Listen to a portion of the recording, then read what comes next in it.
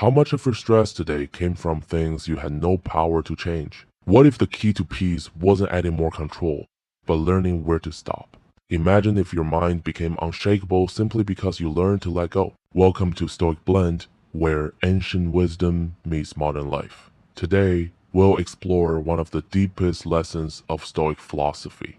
Control what you can, let go of the rest. Part 1. The everyday battle for control. Picture a typical morning in the United States. Your phone buzzes before you've even had coffee. Emails from work, notifications about the economy, maybe a friend's political rant online. Stress piles up before the day begins. We try to manage it all, to plan, to predict, to fix every detail. But here's the truth.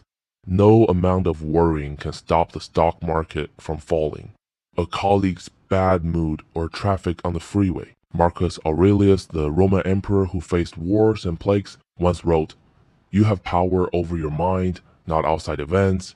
Realize this, and you will find strength." This is where the principle comes alive. Control what you can.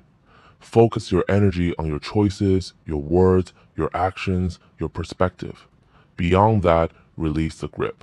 Think of a parent anxious about their child's future. They cannot control every choice their teenager makes, but they can model patience, teach values, and offer guidance. The rest belongs to fate. So ask yourself, how much of today's weight are you carrying that was never yours to hold? Part 2. The Stoic Divide. What's in our hands? What's not? Epictetus, once a slave who became a great Stoic teacher, gave us a powerful tool, the dichotomy of control. He said, some things are up to us, and some are not. In modern life, this principle shows up everywhere.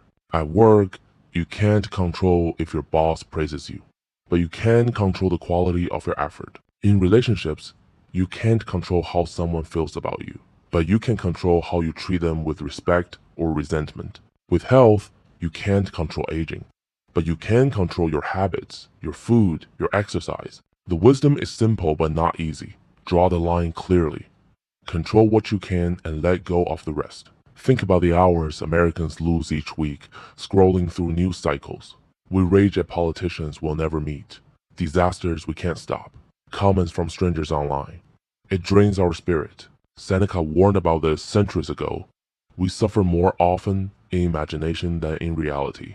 Worry magnifies what we can't change. Action strengthens what we can.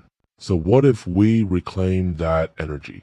What if instead of scrolling, we wrote one page, cooked one healthy meal, made one meaningful call? That's how the Stoics lived, with sharp focus, not scattered attention. Part 3. Emotional freedom through letting go. Letting go is not weakness. It is the highest form of strength. Consider the workplace. A colleague undermines your idea in the meeting. Your instinct is to replay the moment, to stew in anger. But ask yourself, can you control their opinion? No. What you can control is your response, whether you retaliate or rise above it. Marcus Aurelius reminded himself, choose not to be harmed and you won't feel harmed. In other words, no one can steal your dignity unless you hand it to them. In families, the lesson runs deep.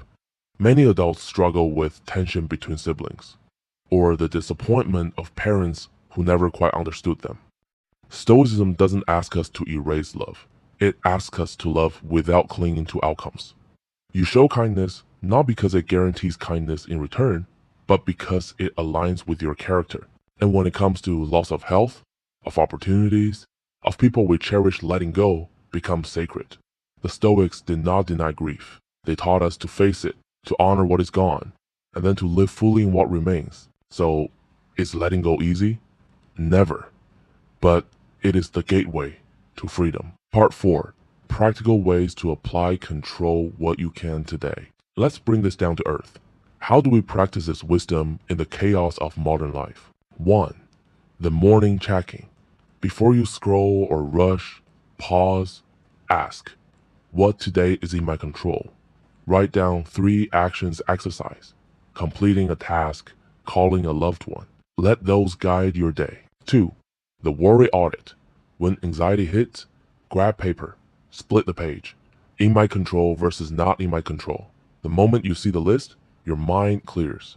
You act on the first column, you release the second. 3. The digital discipline. Unfollow accounts that fuel rage over things you can't change. Replace with voices that remind you of clarity and virtue. 4. The evening reflection. At night, Marcus Aurelius reviewed his day. Do the same. Ask, did I focus on what was mine to control? Did I waste energy on what was not? Small course corrections build a stronger life. These aren't abstract rituals. They are shields against burnout, anxiety, and regret. Part 5. Living the Stoic way in modern America. Let's connect this wisdom to the challenges we face today. Workplace pressure, promotions, layoffs, office politics, these swirl outside your grasp.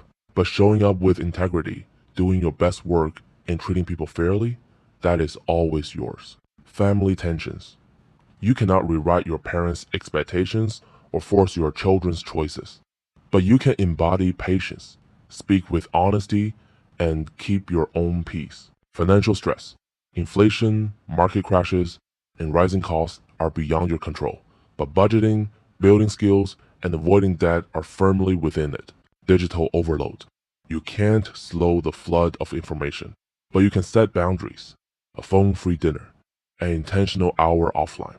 Living stoically in America doesn't mean withdrawing from life. It means engaging fully, but only where your effort matters. Control what you can. Let go of the rest. The beauty of this practice is cumulative. Each small choice builds resilience. Each act of letting go adds space for peace. Over time, you become unshakable, not because the world changed, but because you did. So remember, control is not about grasping everything. It is about precision, knowing where your power begins and where it ends. Marcus Aurelius, Seneca, and Epictetus lived by this truth.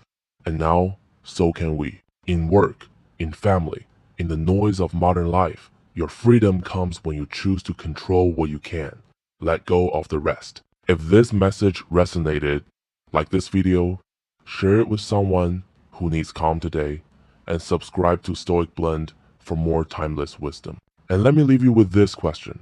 What's one thing you'll let go of tonight, and one thing you'll choose to control tomorrow?